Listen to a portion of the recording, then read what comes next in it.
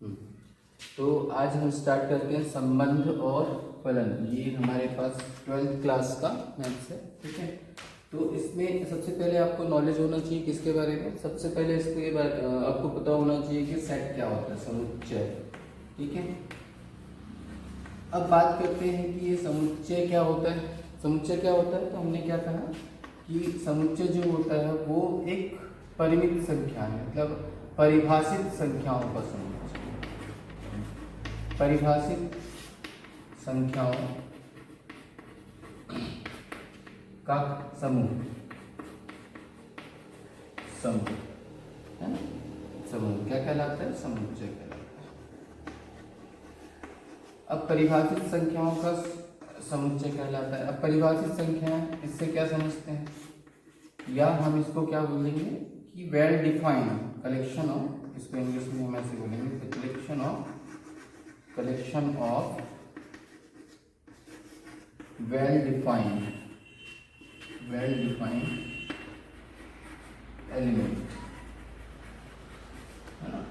is called set, ठीक है। अब एक्चुअली इसको समझना क्यों जरूरी है, क्योंकि हम जो रिलेशन निकालेंगे वो किसके बीच निकालेंगे, संबंध जो निकालेंगे हम दो समुच्चय के बीच निकालेंगे ना। एक सेट हम ले लेंगे, एक कोई भी एक एलिमेंट ले लेंगे, कोई भी एलिमेंट ले लेंगे। जैसे ये सेट हमने ले लिया 1 2 3, इस तरह से एक सेट हमने बी ले लिया, ठीक है। हमने ले लिया इसको x y और ये z ले लिया। ये दो तरह से हमारे पास क्या आ गए, सेट आ गए हैं, ठीक है। इनके बीच हम यदि रिलेशन निकालना चाहते हैं तो a और b के बीच रिलेशन हम a क्रॉस b, इस तरह से हम इसको लिखते हैं।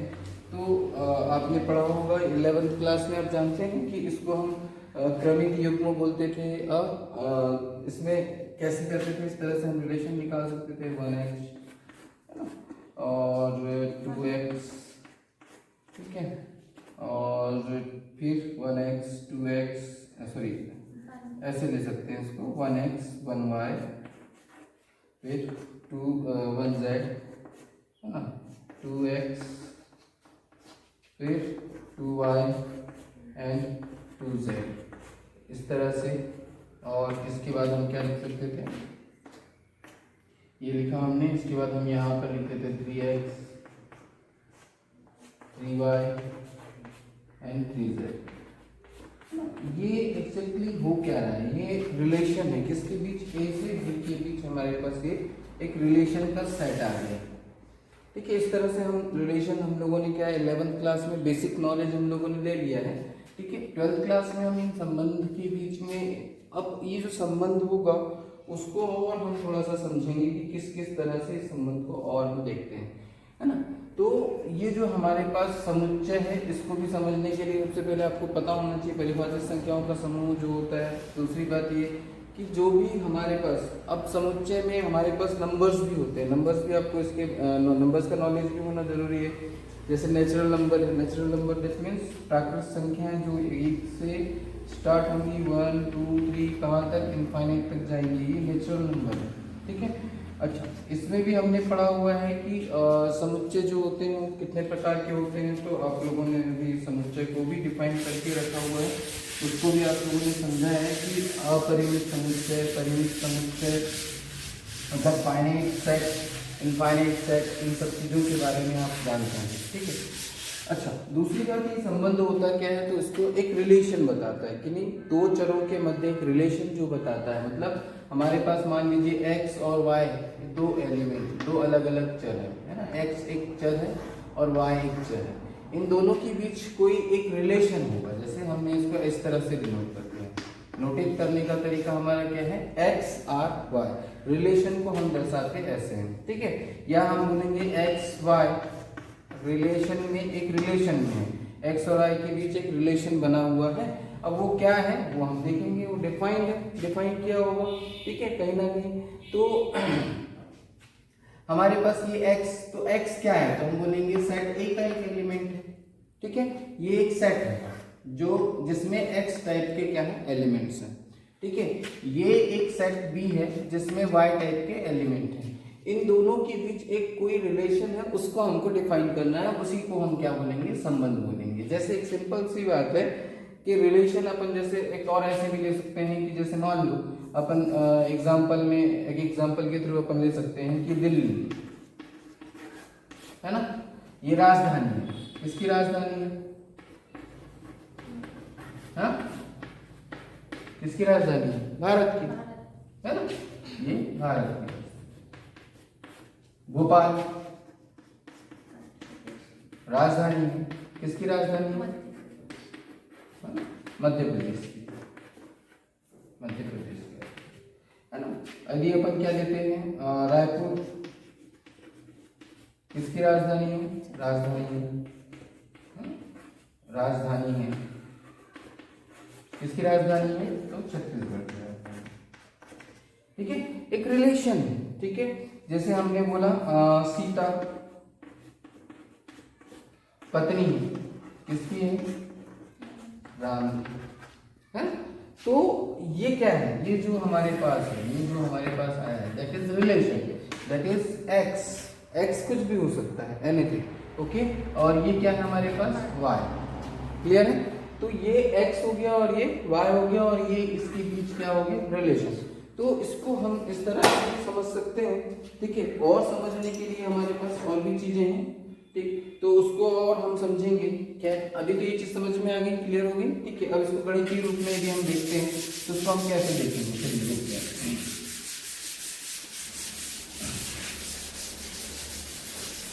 इस संबंध को समझने के लिए और हम क्या लेते हैं, जैसे मान लीजिए हमने एक सेट ले लिया ए, 1 2 3, है ना, ये हमने एक सेट ले लिया 1 2 3, और एक सेट हमने ले लिया बी, इसमें हमने ले लिया 2 4 6, या हम लिख सकते हैं 3 6, और ये मैंने ले लिया ऐसा। ठीक है, अब इन दोनों के बीच सबसे बड़ा जो रिलेशन होगा वो हम ऐसे निकाल लेते हैं, चलो एक क्रॉस भी निकाल लेते हैं, तो ये सबसे बड़ा रिलेशन है।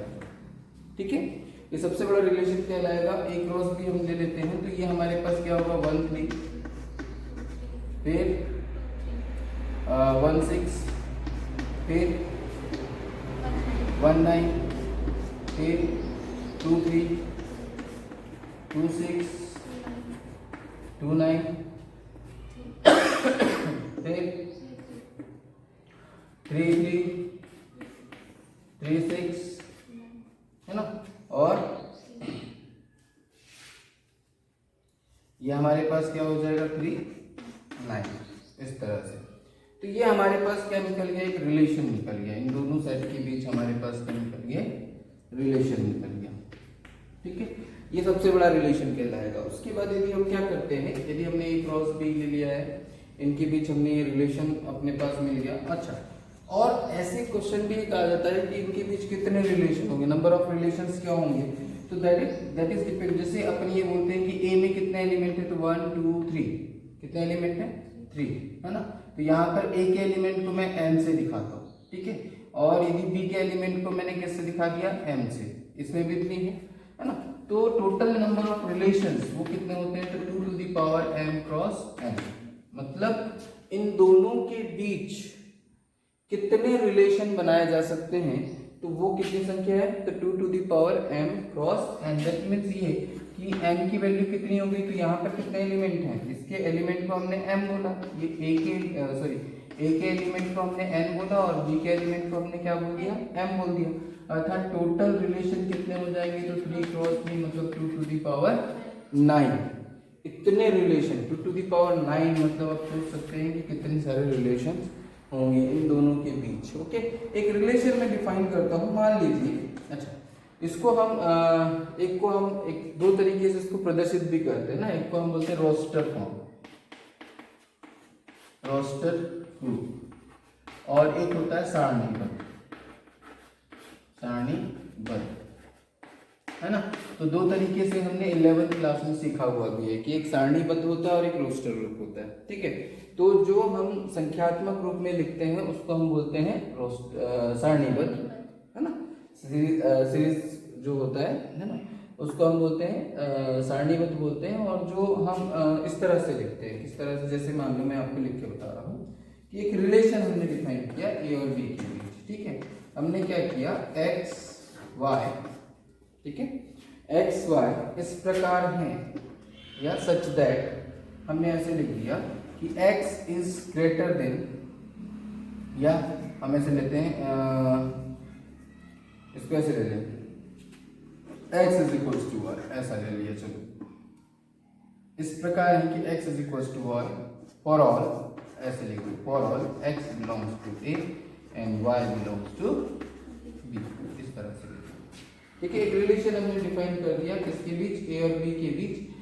जो x टाइप है, x जो अवयव है वो किसके हैं, a के हैं, और y जो है वो b का है। ठीक है, ये दो तरह से हमको ये सेट दे दिया जाएगा। ठीक है, उसके बाद या फिर बोल दिया जाएगा कि जो सेट a है वो नेचुरल नंबर का समूह है ना, और b जो है वो इस तरह से कुछ भी दे दिया जा सकता है। ठीक है, तो अपने पास ये डिफाइन किया हुआ रिलेशन है, तो हम यहाँ पर देखेंगे। देखिए यहाँ पर इन दोनों के बीच ये जो रिलेशन निकला है उनमें से कौन सा जो इसको क्या कर रहा है, संतुष्ट कर रहा है। That means x is equals to y, तो एक ही एलिमेंट इसमें हमारे पास आएगा 3 3, इस तरह से एक रिलेशन हमको मिला।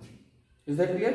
यदि हम इसको और रिलेशन में डिफाइन करता हूं, ठीक है, तो अब देखिए ये हुआ हमारा सारणीबद्ध और ये हुआ हमारा roster.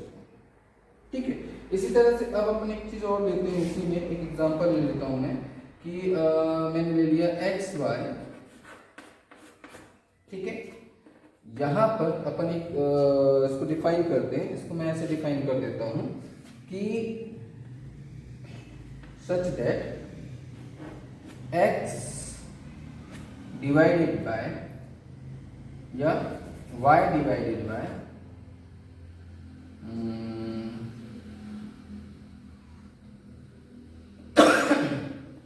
x is equals to 3, ऐसा लिख देंगे।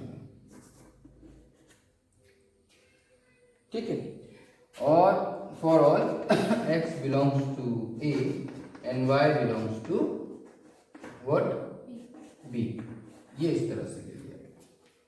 ठीक, तो इसमें कौन कौन से एलिमेंट आएंगे, चलिए बताइए। ठीक, ये मैंने डिफाइन किया हुआ है, तो y अपॉन x कितना आना चाहिए, 3। तो अब देखिए यहाँ तो y अपने पास ये 3 है और ये क्या है 1 है, तो 3 अपॉन 1 कितना होगा, 3 होगा, मतलब क्या आ जाएगा, 1 3। ठीक है, देन देखिए और देखिए आ जाएगा 2 6 एंड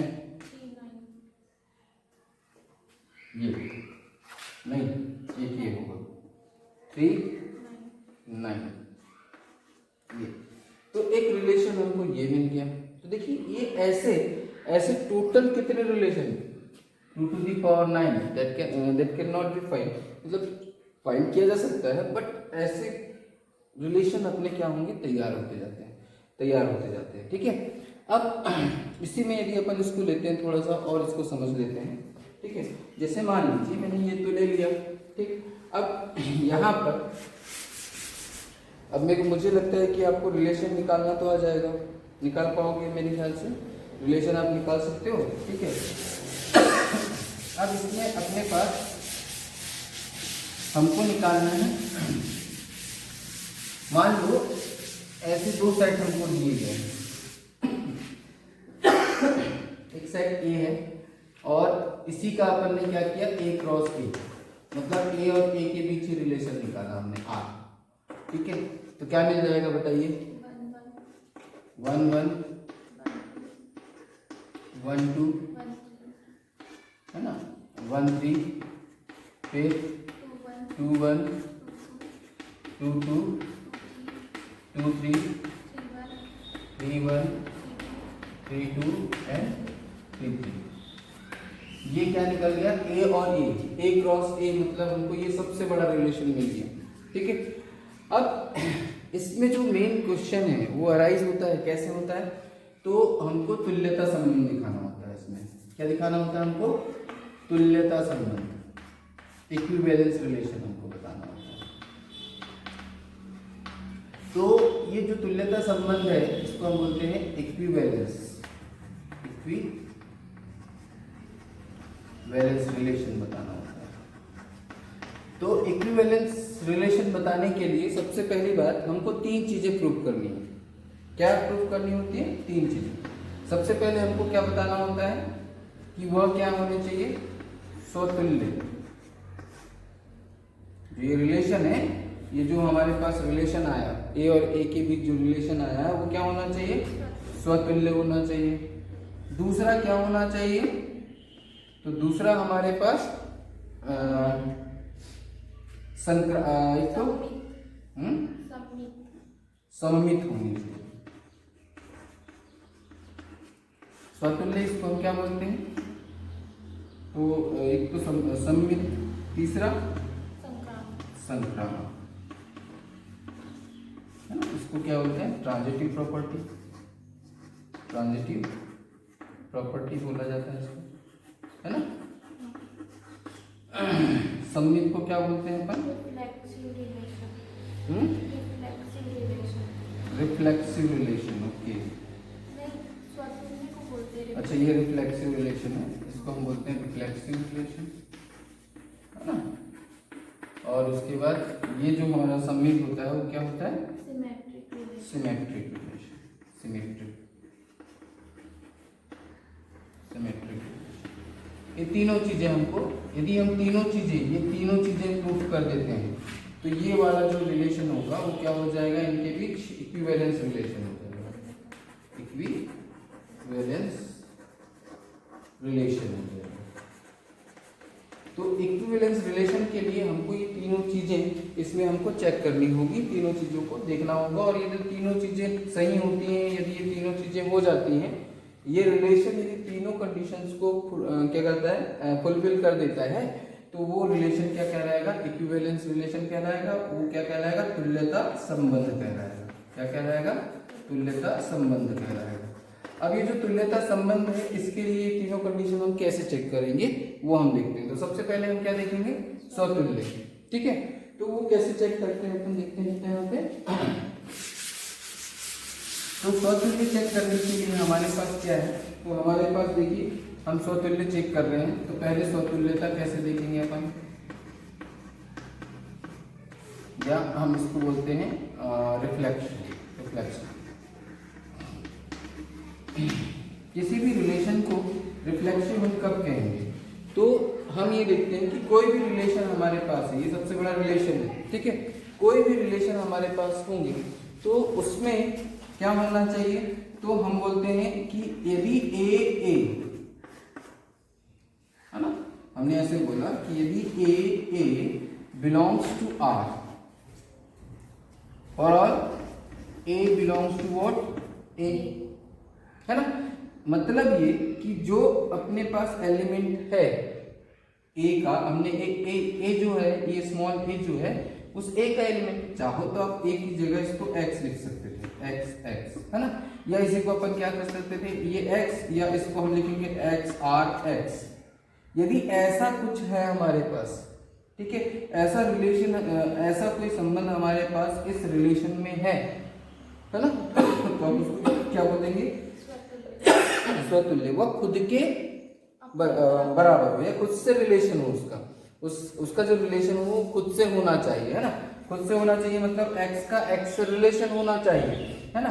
तो यहाँ पर देखिए हमारे पास क्या ऐसा रिलेशन बनता है, यहाँ पर देखिए, तो हमारे पास देखो, इसका मतलब सिंपल सा है, स्वतंत्रता का मतलब सिंपल सा है कि जितने भी एलिमेंट्स हैं उनके डबलेट्स होने चाहिए। डबलेट्स मतलब 1 उस रिलेशन में होना चाहिए, 2 उस रिलेशन में होना चाहिए, 3 उस रिलेशन में होना चाहिए। दैट मीन्स ये कि मैंने क्या कहा, 1 क्या इस रिलेशन में है? इस आर रिलेशन में है, देखो 1 है, ठीक है? फिर हम देखते हैं 2 क्या इस रिलेशन में है?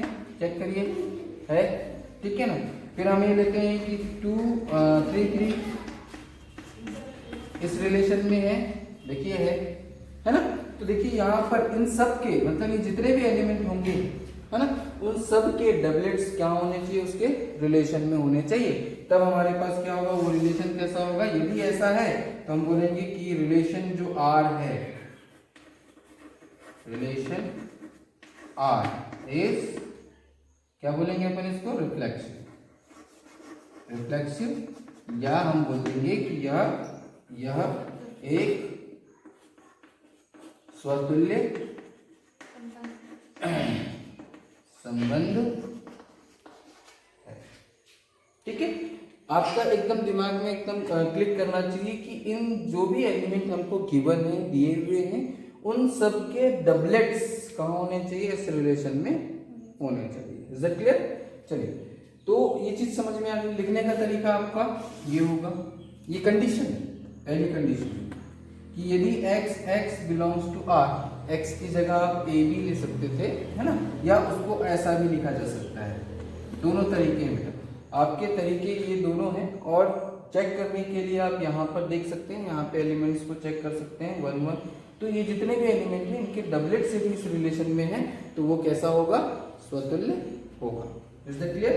तो हमने ये देख लिया कि यहाँ पे देखिए डबलेट्स हैं, 1 1 है, 2 2 है और 3 3 भी है, मतलब सबके डबलेट्स हैं, इसलिए हमको क्या बोल देंगे, इसको स्वतुल्य है। मतलब यह रिलेशन स्वतुल्य संबंध रखता है। ठीक है, अर्थात हम इसको इस तरह से लिख सकते हैं। अब दूसरी बात ये किसके लिए देखेंगे अपन, अब देखते हैं सिमेट्रिक। क्या देखते हैं, सिमेट्रिक। सिमेट्रिक इसको हम बोलते हैं सममित। ठीक है, तो सममित के लिए, रिलेशन में सममिति चेक करने के लिए हम क्या करते हैं, तो हमने यहाँ पे दो एलिमेंट ले लिए, a belongs to a and b belongs to, या ऐसे ले लो, x बिलोंग्स टू a और y बिलोंग्स टू a। भी a ही होगा क्योंकि a और a के बीच ही रिलेशन निकाला हुआ है। ठीक है, तो यदि ऐसा है तो हमारे पास क्या होना चाहिए, x r y, है ना, और दिस इंप्लाइज, यदि ऐसा रिलेशन बनता है, x और y के बीच ऐसा रिलेशन है, तो वो कैसा होना चाहिए, ऐसा भी होना चाहिए, y r x, ऐसा। बस समझ में आ गई? यदि x बिलोंग्स टू a, यदि मैं ऐसे लिख देता हूँ, यदि x बिलोंग्स टू, x किसके एलिमेंट है, a के एलिमेंट है, y भी किसके एलिमेंट है, a के एलिमेंट है। ठीक है, a अपने पास कोई भी एक सेट ले लिया है। ठीक है, x r y, यदि x y से रिलेट है तो y x से रिलेट होना चाहिए। मतलब ऐसा है तो ये सममित कहलाएगा, सममिति रिलेशन होगा। जैसे एक सिंपल सा इसी में ले लेते हैं कि यदि 1, है ना, हम चेक कर लेते हैं, 1 related to y, this implies 2 का रिलेशन किससे होना चाहिए, 1 से। दैट मीन्स ये, इसको हम ऐसा लिखेंगे, 1 2 बिलोंग्स टू r। इसका मतलब ही क्या है, इसका मतलब है x y belongs to r। यदि x y रिलेशन r में है तो y x भी रिलेशन r में होना चाहिए।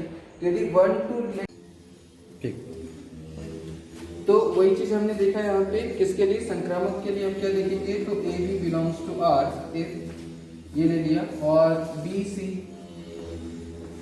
Belongs to r। So this implies हमारे पास क्या होना चाहिए, A C also belongs to R. यदि इस तरह का कोई रिलेशन हमारे पास होता है, ठीक है, तो हमारे पास क्या हो जाएगा, वो रिलेशन कैसा होगा, संक्रामक होगा या ट्रांजिटिव होगा। इसको अपन ऐसे लिखते हैं, ट्रांजिटिव। ठीक है, तो हमारे पास देखिए, मैंने एक तरीका ये है लिखने का, मैंने आपको लिख के बता दिया, एक तरीका ये है। ठीक है ना, तो अब इसको देखते हैं अपन, यहाँ चेक करते हैं कि यदि हमने क्या लिखा, 1 2 बिलोंग्स टू r, ठीक है, 2 3 belongs to r, this implies 1 3 belongs to r होना चाहिए कि नहीं होना चाहिए। देखिए यहाँ पे 1 2 b है, देखो, और ये b यहाँ पहले, थोड़ा ध्यान देना इसमें, a b जो होगा वही यहाँ पर होना चाहिए। तो देखिए 1 2 2 यहाँ पर, ठीक है, तो a और c के बीच रिलेशन होना चाहिए, तो 1 और 3 के बीच रिलेशन होना चाहिए, तो 1 3 बिलोंग्स टू r। तो देखिए यहाँ पर 1 2 है, ठीक है, और 2 3 है, तो 1 3 बिलोंग्स टू r है इस रिलेशन में। ठीक है, वैसे ही देखिए 2 1 है ना, और इसमें अपन ले लेते हैं 1 1, 2 1 और 1 1, ये b की जगह 1 है, यहाँ पर भी, और c की जगह क्या है 1 है। तो 2 1 ऑल्सो बिलोंग्स टू 1, ये अपने पास 2 1 बिलोंग्स टू, ठीक है। 1 3 और 3 1, देखिए 1 3 और 3 1, तो 1 1 ऑल्सो बिलोंग्स टू R है। तो इसमें इस सेट में हमको सारे एलिमेंट चेक करना है। तो सारे एलिमेंट चाहिए, जैसे 2 1 है, जैसे 2 2 है, 2 3 2 2 2 3, ये 2 3 इज बिलोंग्स टू R है, ठीक है। 2 3 और 3 1, 2 3 और 3 1, ये 3 अलग कर दो तो 2 1 बिलोंग्स टू R है। अर्थात ये रिलेशन कैसा है, अतः यह संबंध कैसा होगा, संक्रामक होगा, है। तो ये जो हमारे पास सबसे बड़ा रिलेशन निकला, उसमें हमने क्या कर लिया, चेक कर लिया कि संक्रामक के लिए क्या कंडीशन होगा, ठीक है, और सममित के लिए क्या होगा, और स्वतुल्यता के लिए क्या होगा, ठीक है ना। सममिति भी चेक कर ली, संक्रामक भी चेक कर लिया। अब एक आध क्वेश्चन पे ले लेते हैं, एक आध क्वेश्चन हम लेते हैं। चलिए क्वेश्चन ले लो, कोई भी एक क्वेश्चन ले लेते हैं। क्वेश्चन को करेंगे तो और क्लियर हो जाएगा, इज इट क्लियर, ठीक है। ये जो मैंने एग्जांपल के थ्रू आपको बताया कि सममित, संक्रामक और वो किस तरह से चेक करते हैं, ठीक है। एक क्वेश्चन ले लेते हैं, उससे आपको और अच्छे से क्लियर हो जाएगा। चलिए कोई भी एक क्वेश्चन लीजिए, चलिए क्वेश्चन बोलो कोई भी एक।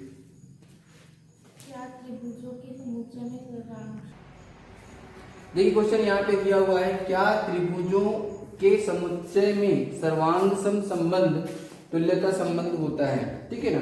तो हमने मान लीजिए एक त्रिभुज ले लिया, एक त्रिभुज हमने ले लिया ए बी सी, मतलब ऐसे बहुत सारे त्रिभुज है ना। एक त्रिभुज हमारे पास क्या है, पी क्यू आर। तो हमारे पास एक त्रिभुज, एक है ना, इसको मैंने ले लिया, इस त्रिभुज का नाम ले लिया है एक्स वाई, जो भी अपन दे देते हैं। तो यदि ये इसके सर्वांग सम है, मतलब त्रिभुज, थोड़ा सा हम इसको थोड़ा एनालिसिस कर लेते हैं। त्रिभुज ए बी सी सर्वांग सम है, ठीक है ना, किसके, त्रिभुज पी क्यू आर, ये दोनों सर्वांग सम है। तो इनकी सभी भुजाएं, मतलब ये इसकी सभी भुजाएं और सभी कोण कैसे होंगे, इसके बराबर होंगे।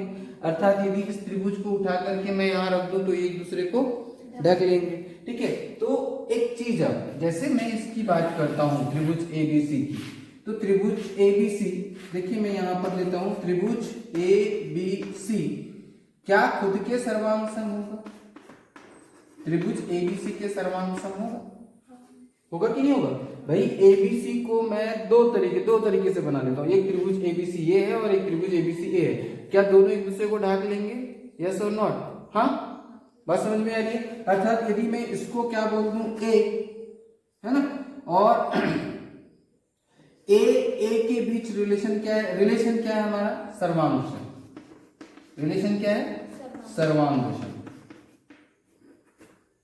है ना।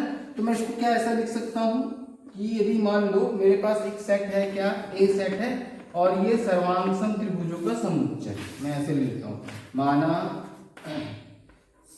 समुच्चय ए, समुच्चय ए सर्वांग सम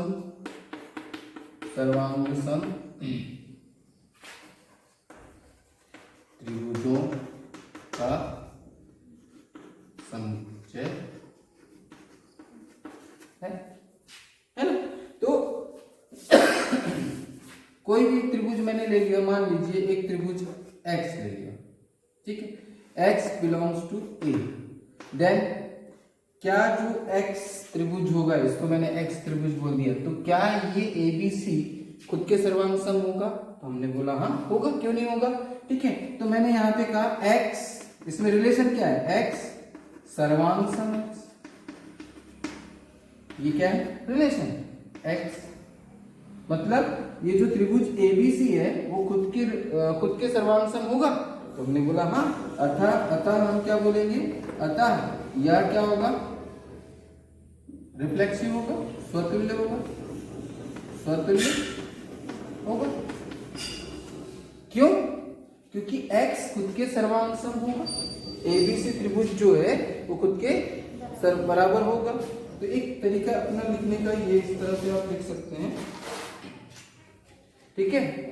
इसी तरह से अपन क्या करेंगे, इसको चेक करेंगे कि सममित है कि नहीं। तो इस त्रिभुज को मैंने y मान लिया, PQR को y मान लिया। एक त्रिभुज और ले लेता हूं, LMN, इसको मैंने क्या मान लिया, Z मान लिया, ठीक है। ये भी क्या है, सर्वांग सम है, तीनों सर्वांग सम त्रिभुज है मेरे। मतलब एक आप सोच सकते हैं, एक एग्जांपल के थ्रू अपन सोच सकते हैं, ठीक है। तो हमने क्या बोला, ये तो हमारा क्या हो गया, इससे हमको समझ में आ गया कि भाई x या कोई भी त्रिभुज खुद के सर्वांग सम होगा, अर्थात यह स्वतुल्य तो होगा, ठीक है। अब देखते हैं कि हम मान लेते हैं कि मान x जो है वो एक सेट, मतलब x एक एलिमेंट एक त्रिभुज है जो a पर है, y ये भी कहां पर है, a पर, देखिए ये वाला PQ है, और दोनों कैसे हैं, एक दूसरे के सर्वांग सम, क्योंकि जो हमारे पास समुच्चय A है वो किसका समुच्चय, सर्वांग सम त्रिभुजों का समुच्चय, इसका मतलब x और y एक दूसरे के सर्वांग सम होंगे। तो यहां पर देखिए if x y belongs to R, then क्या होना चाहिए, तो y x belongs to R। इसका मतलब क्या कि यदि त्रिभुज x सर्वांग सम है y के, है ना, तो दिस इंप्लाइज y भी क्या होगा, सर्वांग सम होगा x, ठीक है। तो ये कंडीशन हो रही है कि नहीं तो देखिए यहाँ पे यदि मैं इसको इसके सर्वांग सम बोल रहा हूं, तो क्या इसको इसके सर्वांग सम नहीं बोल सकता, बोल सकता हूं ना, है कि नहीं। तो वही चीज, तो इसका मतलब ये है कि ये कैसा है, सममित भी, कैसा है रिलेशन, सममित भी है ना, सममित, R सममित हो, और वो R क्या है, ये R है सर्वांग सम का।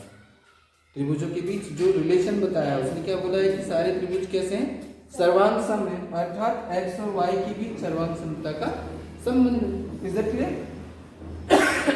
इसी तरह से ये दूसरी कंडीशन हमने प्रूव कर दी, पहली कंडीशन ये हो गई, दूसरी कंडीशन ये हो गई। अब हम बात करते हैं तीसरी कंडीशन की। तो तीसरी कंडीशन देखते हैं हमारे पास क्या है, संक्रामक।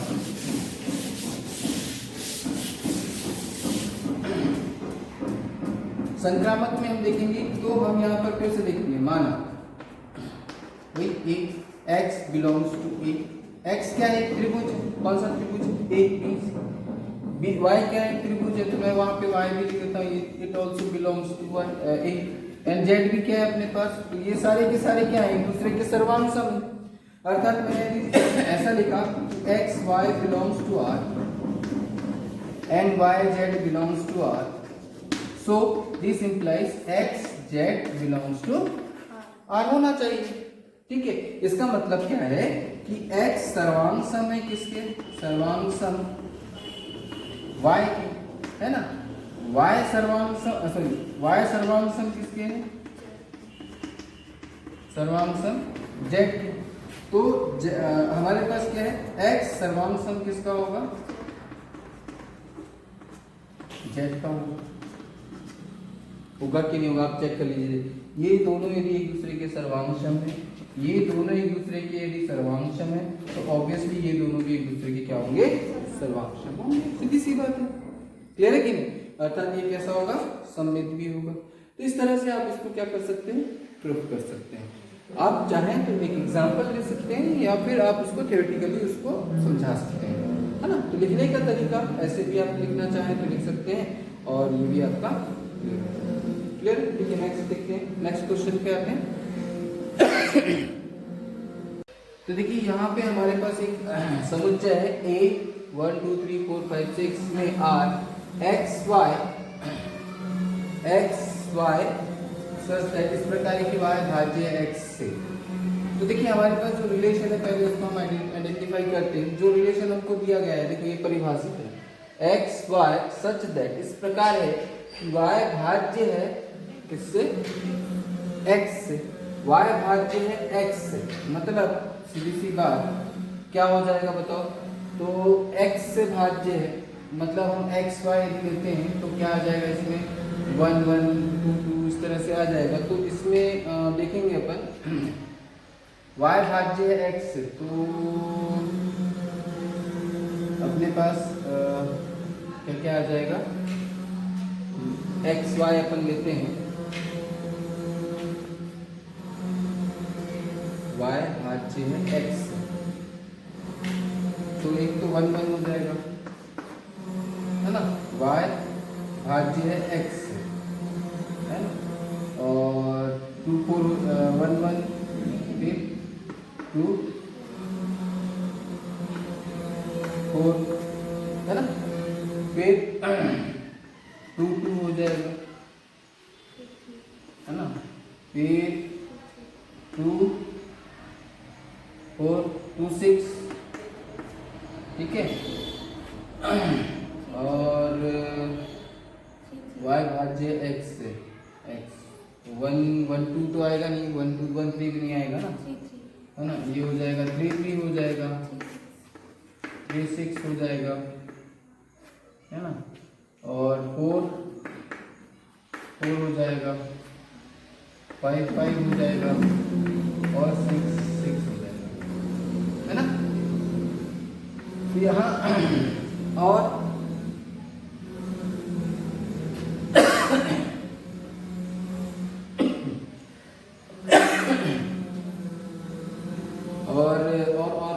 कुछ आ सकता है कि 2 3 नहीं आ सकता, 2 5 नहीं आ सकता, 1 2 नहीं, 1 2 तो नहीं आ सकता ना, x से 1 2 आ जाएगा। अरे y भाज्य x से, तो 1 2 तो 2 डिवाइडेड बाय 1 है ना, तो 1 2 भी हो जाएगा, 1 3 भी हो जाएगा, 1 4 भी हो जाएगा, 1 5 और 1 6 हो जाएगा, 2 1 6 भी आ जाएगा, ठीक है ना।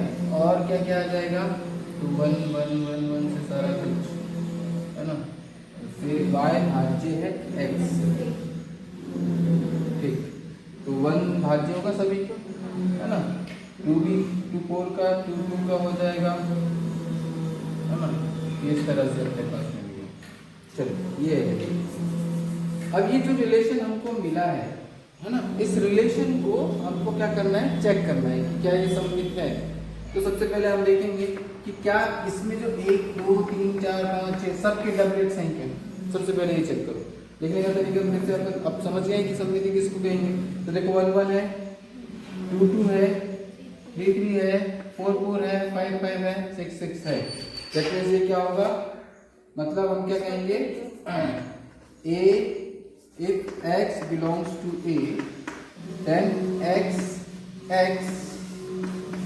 belongs to r को फुलफिल कर रहा है ना, या हम इसको कैसे लिख सकते हैं, x r x। तो यहाँ पे देखा हमने 1 1 belongs to r, 2 2 belongs to r हो रहा है ना, और यदि 1 belongs to what, a अपने पास है, ये सेट में है 1 है ना, this implies 1 1 belongs to r। So हम क्या कह सकते हैं कि यह सममित सॉरी स्वतुल्य होगा है ना। दूसरा अपन क्या करेंगे, दूसरी कंडीशन, पहली कंडीशन होगी, दूसरी कंडीशन में हमको क्या करना है कि यदि हमने क्या लिखा है 1 2, देखो x, अच्छा ऐसे ले लेते हैं इसको, x belongs to a and y belongs to a, this implies x y यदि belongs to r, ये क्या होना चाहिए, y x belongs to r होना चाहिए।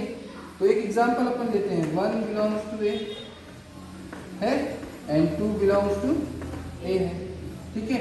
तो क्या होना चाहिए यहाँ पे, 1 2 belongs to r, है कि नहीं, 1 2 belongs to r, बट यहाँ पर देखो 2 1 है क्या, belongs to r, चेक करो 2 1 दिख रहा है क्या? नहीं है, दैट मीन्स ये नहीं है, अर्थात क्या ये सममित होगा? नहीं, अतः यह सममित, अतः यह हमने एक को ही देख लिया, एक भी यदि एलिमेंट उस कंडीशन को फुलफिल नहीं करता है तो हम बोल देंगे कि यह, अतः यह सममित नहीं होगा, यह रिलेशन सममित नहीं होगा। फिर से वही चीज देखते हैं, हाँ सममित नहीं होगा, ठीक है। फिर से हम चेक करते हैं तीसरा, क्या करेंगे? संक्रामक। तो संक्रामक में क्या होगा? हम बोलेंगे x belongs to a, y belongs to b, sorry a, and z belongs to a, है ना। दिस इंप्लाइज क्या है? तो हम बोलेंगे x y belongs to r, y z belongs to r, so क्या होना चाहिए? x z belongs to r होना चाहिए।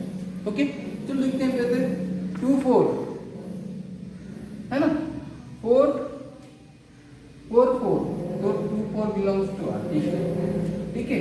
2 2 2 2 6 2 6 बिलोंग्स टू, ठीक है। 2 6 ये भी सही है। 3 3 3 6, ठीक है, 3 6 और 6 3 6 बिलोंग्स टू, फिर से यहाँ पे 1 2 2 4 1 4 ऑल्सो बिलोंग्स टू r, ठीक है ना। 1 3 3 3, ठीक है ना। 1 5 एंड 5, तो 1 5 is also belongs to r, मतलब ये संक्रामक है ना। अर्थात अपन ले लेते हैं, यहाँ पे कोई भी ले लेते हैं, 1 1 बिलोंग्स, या फिर अपन ऐसे ले लेते हैं 1 belongs to a, 2 belongs to a, and 1 2 और फिर क्या हो जाएगा 4, है ना, 4 belongs to a। तो हम क्या ले लेंगे? देखिए इसका मतलब क्या होना चाहिए यहाँ पे? 1 2 belongs to a, r है, और यहाँ पे क्या होना चाहिए? 2 4 belongs to r, तो क्या क्या करना चाहिए यहाँ पे? 1 4, है ना, 1 4 बिलोंग्स टू r है। देखो, तो ऐसे सभी को चेक करना है, इसमें से यदि एक भी नहीं आता है तो हम बोल देंगे वो संक्रामक नहीं होगा। Is that clear? तो इस तरह से हमने क्या देख लिए? दो एग्जांपल्स देख लिए। इसके बाद हम जैसे एक्सरसाइज करेंगे, एक्सरसाइज में कोई भी दिक्कत आएगी तो फिर उसको हम, इज दैट क्लियर? ठीक।